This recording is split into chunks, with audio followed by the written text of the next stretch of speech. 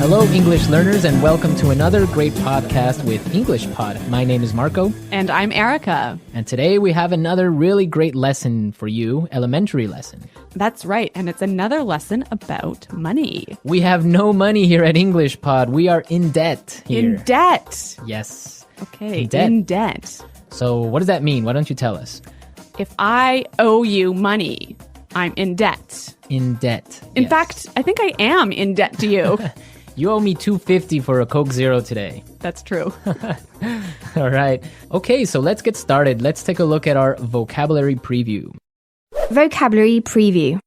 We have 2 words today in our vocabulary preview, and the first one is recession. Recession. Recession. Recession. So, recession. Everyone's talking about it right now, and what does it mean? I don't know. That's your job. I don't know.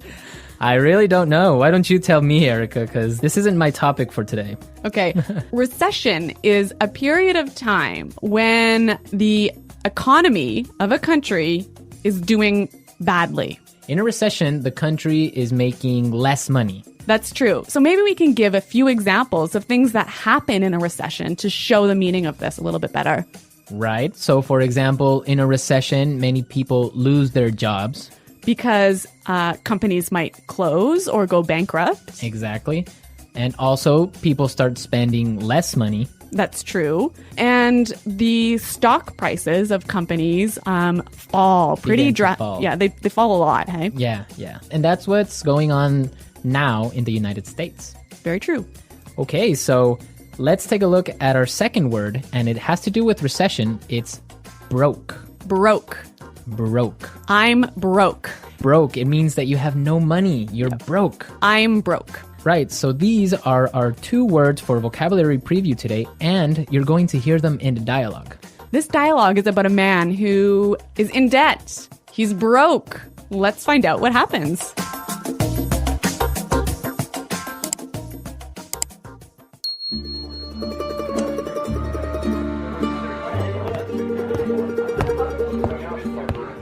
Hello, I'm here to see Mr. Corleone. Right this way, sir.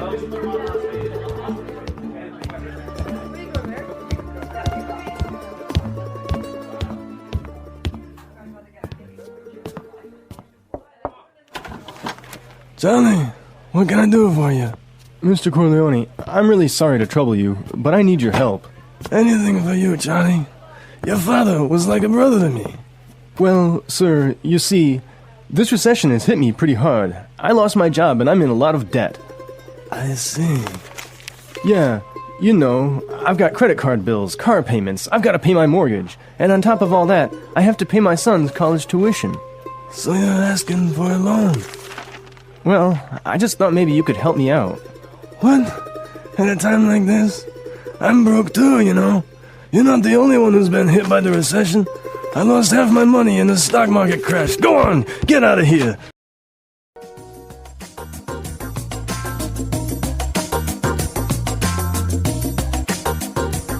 Okay, so that was a bit unexpected. Yeah, that was certainly strange. He didn't go to the bank to ask for money, did he? No, he went to the mob, and the mob is broke. Oh no, you know it's a bad recession when even the mob runs out of money. All right, so why don't we start by looking at our language takeaway? Language takeaway. All right, so for today's language takeaway, we have 4 words from the dialogue, which we think are really important. Yes. So why don't we start with the first one? Loan. Loan. Loan. Loan. So Erica, tell us about a loan. What is a loan? Okay, when you borrow money, you get a loan.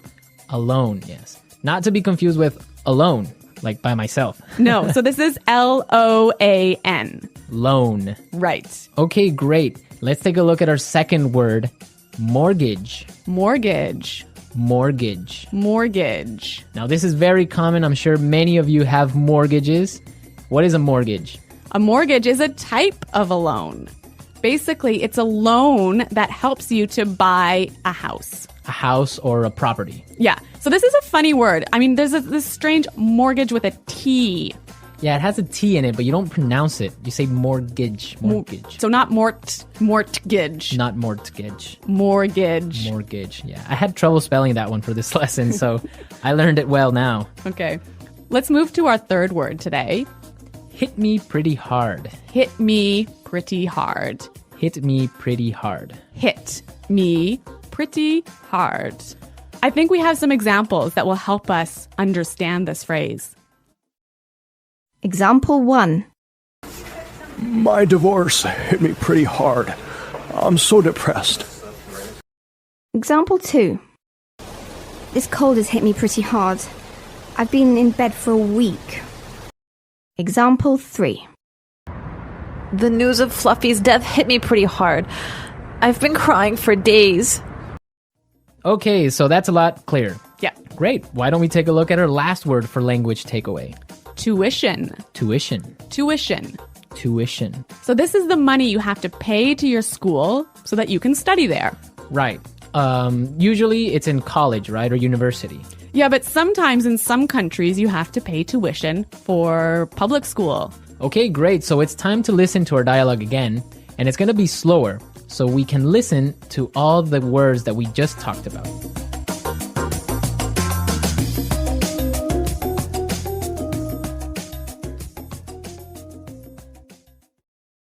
Hello, I'm here to see Mr. Corleone. Right this way, sir. Charlie, what can I do for you? Mr. Corleone, I'm really sorry to trouble you, but I need your help. Anything for you, Charlie. Your father was like a brother to me. Well, sir, you see, this recession has hit me pretty hard. I lost my job, and I'm in a lot of debt. I see. Yeah, you know, I've got credit card bills, car payments. I've got to pay my mortgage, and on top of all that, I have to pay my son's college tuition. So you're asking for a loan? Well, I just thought maybe you could help me out. What? At a time like this? I'm broke too, you know. You're not the only one who has been hit by the recession. I lost half my money in the stock market crash. Go on, get out of here.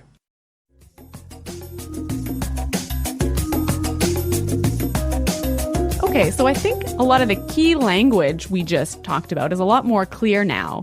But you know, I also noticed some really interesting phrases in this dialogue. Yes, I did too. So let's start with Fluency Builder. Fluency Builder. Fluency Builder is a tool that we use to help you sound more native. Right, so you can sound more natural when you're speaking. So we take a really common phrase and we show you some great natural ways of expressing that same idea. Exactly, and today we have 3 of these examples. Let's start with the first one. So this phrase we use when we want to ask somebody, "Can I help you?" What can I do for you? What can I do for you? Yeah, that sounds really, really polite and really natural. Right, so instead of saying, can I help you, or, I don't know, what do you need? We can just say, what can I do for you? Exactly. Great. So let's move to our second phrase. This phrase we use when we need something, when we want to say, I'm sorry to bother you. Or, I'm sorry to interrupt. Okay, let's listen. I'm really sorry to trouble you. I'm really sorry to trouble you. I'm sorry to trouble you. This phrase might be a little bit more difficult to understand how it's used, but we've got some examples. Yes, so let's listen. Example 1. Can I trouble you for a moment? I just need you to sign this form for me. Example 2. I'm sorry to trouble you, but may I go home early today? Example 3. Can I trouble you for a pen? Mine is not working anymore. Okay, so now let's take a look at our last phrase for Fluency Builder. On top of all that. On top of all that. On top of all that. This is a really useful phrase. Marco, how would you use it? Well, for example, today I lost my job. Oh no. My car got stolen. Oh my God. And on top of all that, my girlfriend broke up with me. That was a terrible day. It was. But don't worry, you can use this phrase also in a positive way. That's true. You could say, so today was a really great day. It was my birthday and all my friends came to visit me. And on top of all that, I got 1 million presents. That is a great day. So you can use on top of all that in this way. It's like, and also. And also, yeah. Yeah. So on top of all that. So we are ready to listen to our dialogue a third time. We can hear all the words that we just talked about and all the phrases, and you'll definitely be able to understand a lot better now.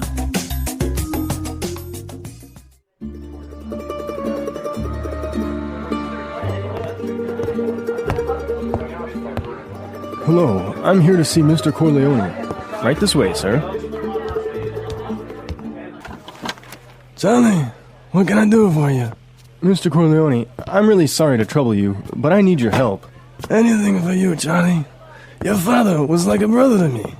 Well, sir, you see, this recession has hit me pretty hard. I lost my job and I'm in a lot of debt. I see. Yeah, you know, I've got credit card bills, car payments, I've got to pay my mortgage. And on top of all that, I have to pay my son's college tuition. So you're asking for a loan? Well, I just thought maybe you could help me out. What? At a time like this? I'm broke too, you know. You're not the only one who's been hit by the recession. I lost half my money in the stock market crash. Go on, get out of here. Today's dialogue was all about being in debt, right? Yes. And different people have different attitudes or different viewpoints on being in debt. Yes, that's true. For example, in North America and in Canada, it's a really common thing. Yeah, it's actually almost good to be in debt. It's more than good, it's necessary to be in debt. That's right. Unless you have a history of being in debt and regularly paying off your debts, you can't actually borrow money. You can't get a mortgage. You can't get a car loan so you can buy a new car. Right, that's called a credit history. So you must have a good credit history in order to be able to, like you say, buy a car or buy a house. Yeah, and you know, the funny thing is, when I was in university, maybe I was 18 years old, the first thing that happened at university was, banks came to our university and started offering you credit cards. So you can get a credit card when you're 18, no problem. And not only do they offer you credit cards, they give you free gifts if you sign up for a credit card. I know, they really want you to have a credit card. Of course, they want you to spend more money. That's the trick. Yeah, but you know what? It's totally different. In Europe, for example, I used to live in Switzerland, and they're really careful with debt. It's a bad thing to be in debt. Well, yeah, it's bad to be in debt, definitely. For example, if I want to have a credit card in Switzerland, and let's say I want to have a limit of 500 francs that I can spend every month, I need to put in my bank account 700 francs before I can even spend that credit card money. So it's totally opposite from North America. Well, yeah, in North America, it's crazy the way that people are in debt. And it's showing now with the recession, right? Yeah, that's true. So everyone, be sure to handle your money carefully. Don't be in debt unless you really, really have to. Good financial advice from English Pod. English Pod Financial Advising Service. Okay, everyone, thanks for listening. Now remember, if you have any questions or comments, please visit our website at englishpod.com. Right, Erica and I are always there to answer all the questions, and we really like to receive comments and suggestions from all our users, so be sure to go and leave us your comments. Okay, Marco, it's been fun. Yes, it has, but sadly we have to go now, so until next time, it's goodbye. Bye.